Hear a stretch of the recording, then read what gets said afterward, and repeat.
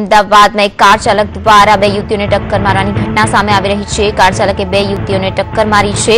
Umiya campus પાસેની આ ઘટના છે કે જેમાં કાર ચાલક દ્વારા બે યુવતીઓને અડફેટે લેવામાં આવી છે। આ બંને યુવતીઓને સારવાર અર્થે ખસેડવામાં આવી છે। તો સોલા સિવિલમાં સારવાર અર્થે આ બંને યુવતીઓને હાલમાં ખસેડવામાં આવી છે। કાર ચાલક દ્વારા બંને યુવતીઓને અડફેટમાં લેવામાં આવી હતી।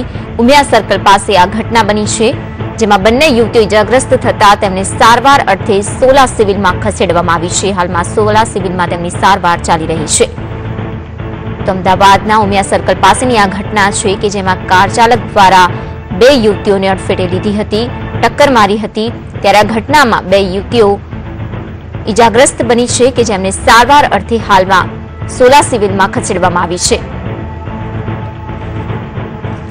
તો વધુ એક હિટ એન્ડ રનની ઘટના સામે આવી છે અમદાવાદમાં। અમદાવાદના ઉમિયા સર્કલ પાસે આ હિટ એન્ડ રનની ઘટના બની છે, જેમાં બે યુવતીઓને કાર ચાલકે અડફેટે લીધી હતી।